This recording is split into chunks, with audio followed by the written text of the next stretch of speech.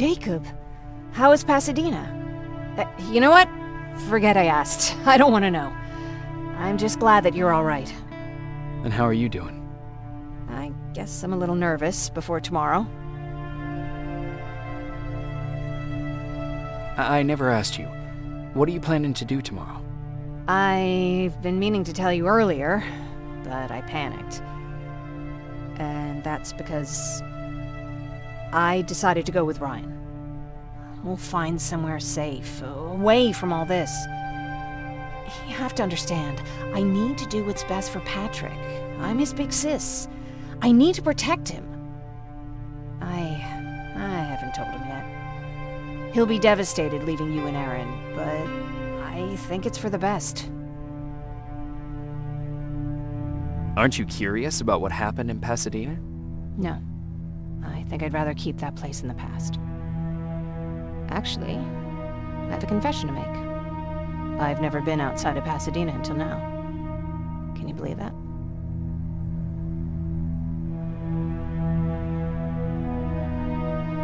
That's not surprising. After all, that's where your home is. Where it used to be. Right now, I'm going to try someplace new to call home. I did my traveling through pictures and postcards that wanderers brought with them. My favorite had a little flamingo drinking water from a lake on it. Its long red neck curved like a snake. Patrick's mother gave me that postcard. It's funny how I never met my mother, but I was around to see Patrick's leave him.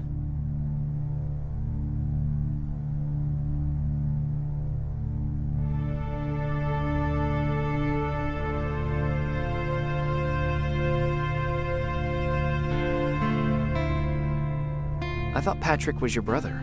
In our house, we were all brothers and sisters. But me and Patrick, we've always had this special bond.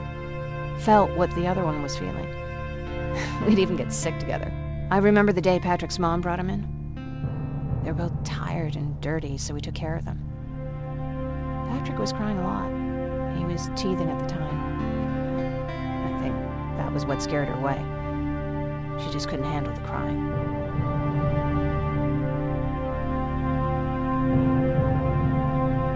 I guess I'd be scared too.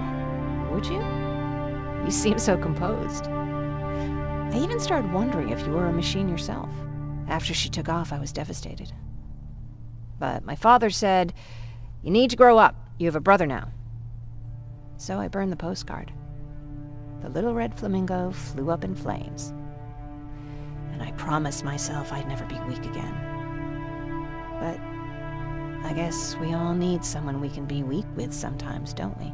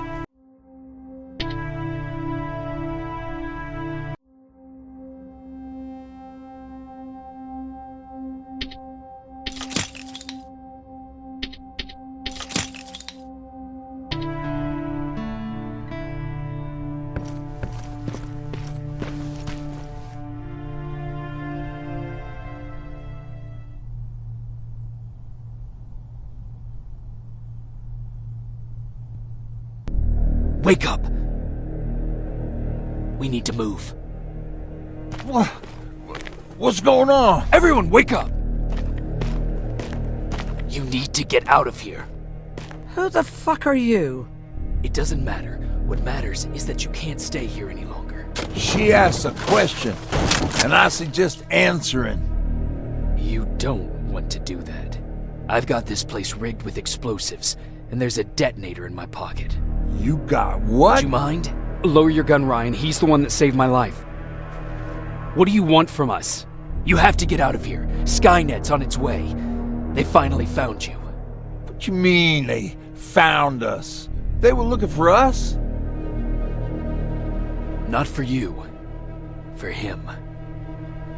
He's essential to winning this war. Skynet knows that. That's why they've been following him for months. I have to make sure nothing happens to him. In a couple of minutes, an infiltrator will walk in here trying to kill him. I can't let that happen. We have to bury that Terminator here once and for all. All right, everybody, you heard him. Let's get moving. I'll get the bus ready. There's no time for that. There's a passage here. It will lead you out. Use it. What was that? All right, everyone, get out! Jacob! Give me that. It's the same one. It's the same model. Leave! Now! How the hell's he still alive? Go! Go! Watch out! Don't just stand there! Run!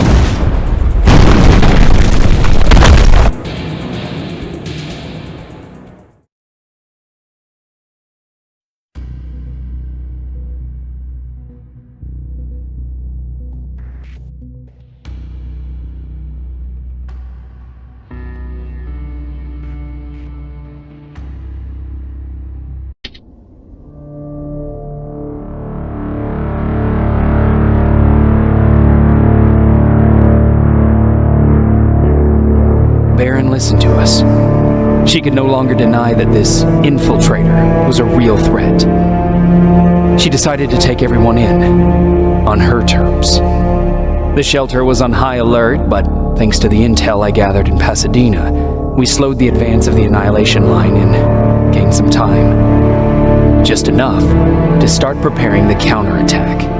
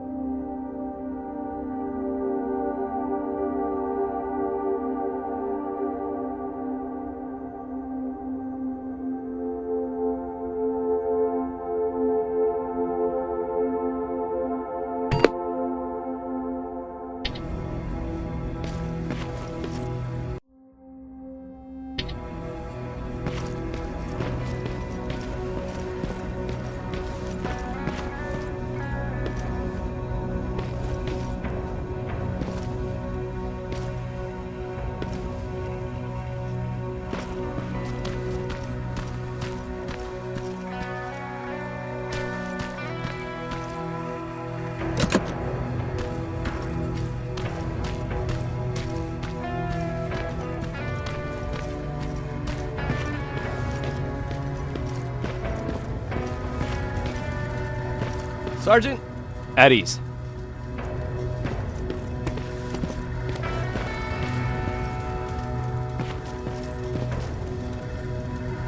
Well, look at you, Sergeant.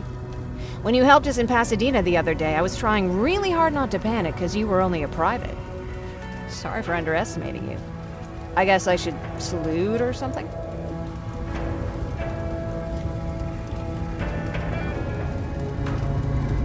Getting ready for another scavenging run? No, I just came out here to catch my breath. Baron is giving us the entire evening off, believe it or not. Doesn't sound like her. How's Patrick? Every day a little better. Aaron says he'll be back on his feet in no time. She's done a great job with him. I wish I could repay her somehow. It just doesn't seem that she needs anything. I need to report to Baron.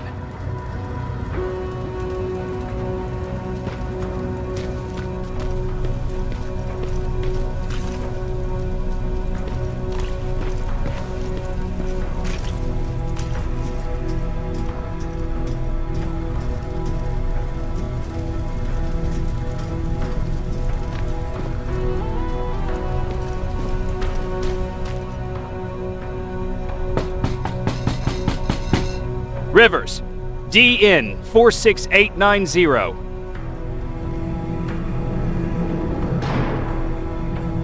The commander is expecting you in the control room, Sergeant.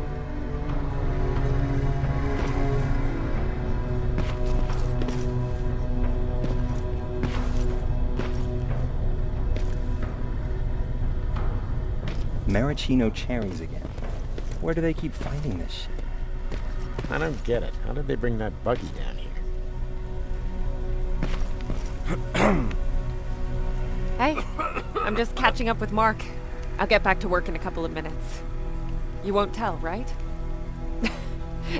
But no, seriously, you won't tell, right? I'm going out soon. I haven't made my daily quota yet. I still have 3 more rats to catch. If you see one, let me know, okay?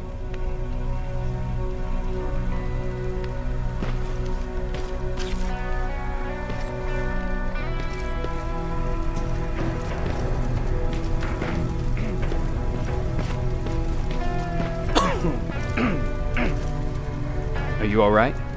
Me? Honey, I'm about the most well-adjusted person in this goddamn place. It's the others you should be concerned about.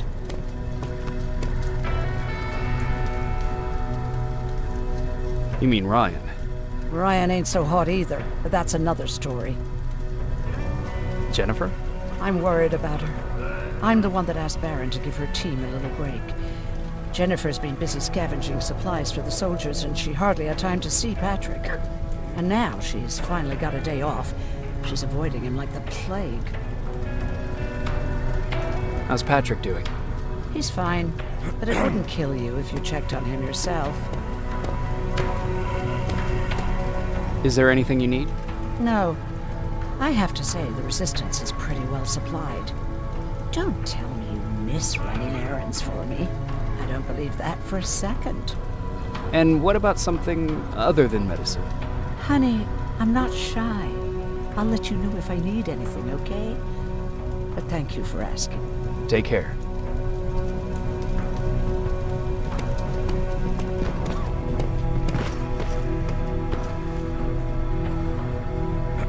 How are you doing?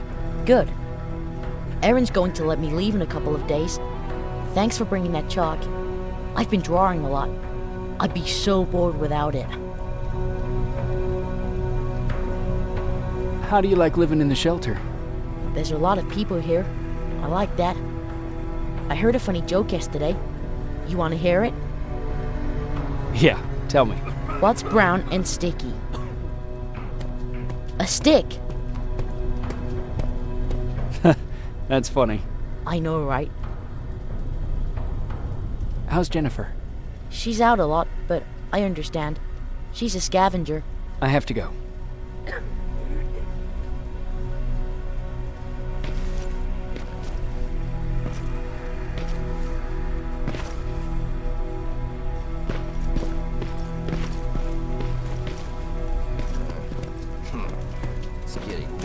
Alvin lost his spider scout again. Man, I saw it crawling through the shelter earlier. Almost gave me a heart attack.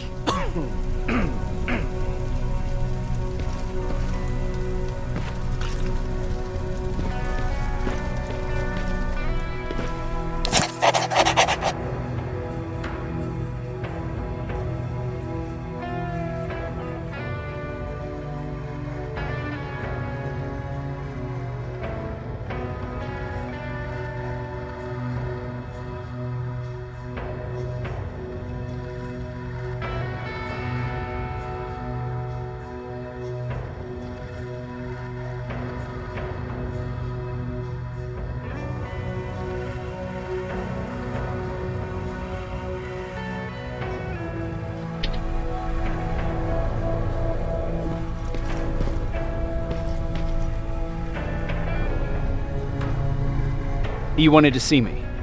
You're finally here. Good. I have a special task for you. I want you to head downtown to check on the doctor. Doctor? Alvin. He's out there making sure that our defense systems are working properly. Ever since we went radio silent, I had a small team of trustworthy messengers maintaining communication between our outposts. They haven't returned, so I want you to go downtown and see why that happened. Could be nothing, but Connor doesn't want any hiccups while he's up there in North Division preparing the attack on Skynet's central core.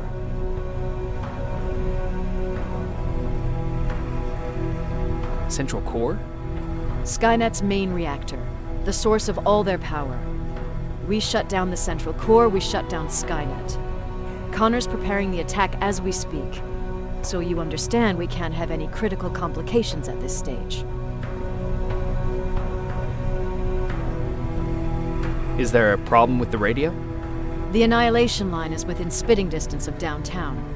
We suspect that Skynet will be intercepting all transmissions from that location. So for now, we're going radio silent. That's why I need you to go there personally. If you don't mind me asking, how did you end up here? Excuse me if I act a little surprised, Sergeant. But no one in here thinks it's wise to ask their superior personal questions. But since you did, I'll humor you. So, how did I get here? The same way you did. I was born, raised, and given a gun. We don't really have a say in what we do we? Or do I assume too much? Was it any different for you? Why do you fight, Sergeant? It's the right thing to do. There's nothing noble in what we do. Humans were fighting humans since the beginning of time. It just so happens that right now we have a common enemy. If it wasn't for the machines, we'd probably be fighting each other.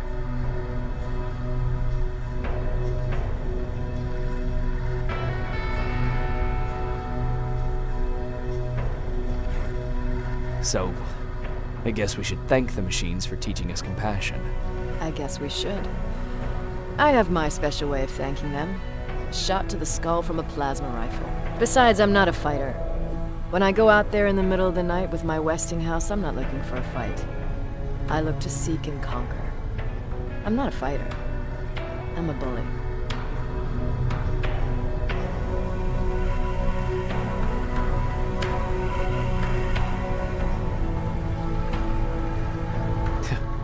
What's the difference?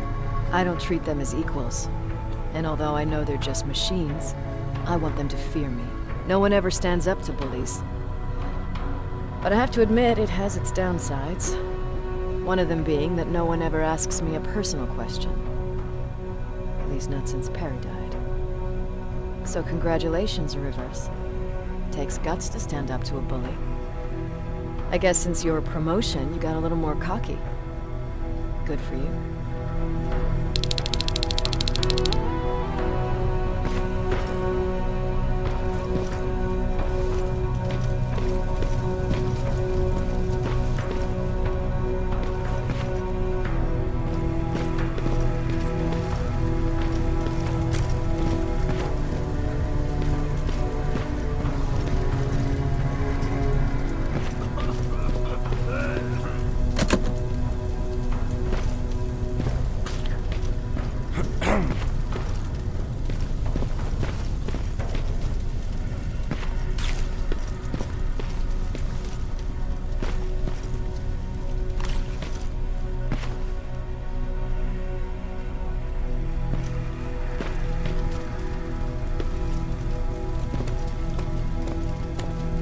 Hey Ryan, how's everything? Exactly as you would imagine. Baron's keeping me busy. They weren't kidding when they said she's a hard ass. What did you hear? A lot of rumors going around of how she's sending insubordinate workers to the front line. And by insubordinate, I mean people who ain't willing to work 18 hours a day. Every day. What happened after you started your camp? Honestly, not that much. At least not in the beginning. When we gave up on the idea of getting in touch with anyone, we just tried to adapt. Temperatures fell, we had to scavenge for food. All of a sudden, that became our life.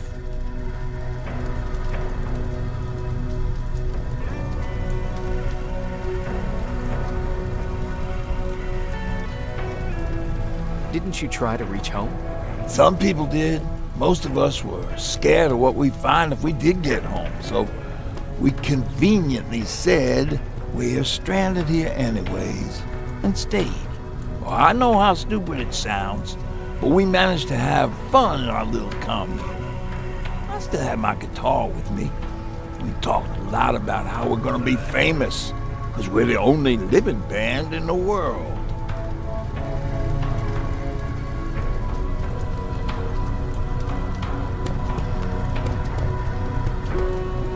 You played in a band. I did. One of the few things I was better at than Tucker.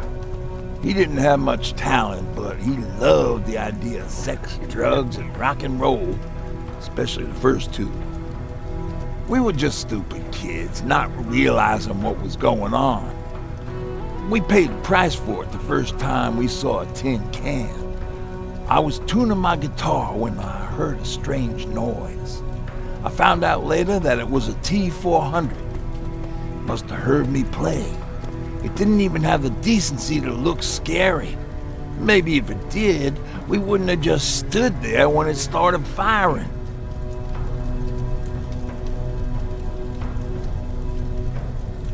What did you do? I froze. I didn't run to help. I didn't scream. I didn't even move. I just stood there, like a coward. The tin can got Tucker with a single bullet. Bam! Just like that. 7 other people died before we finally destroyed that thing. Ironically enough, I was the one who delivered the final blow. Safe to say, it was the beginning of a new era.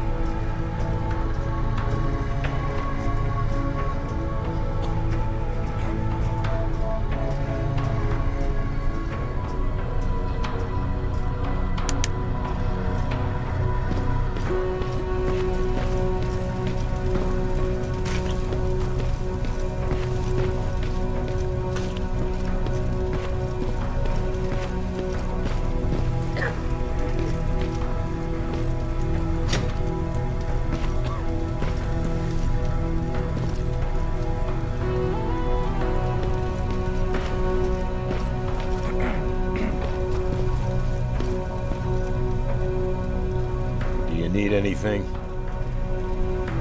Can I see your hardware?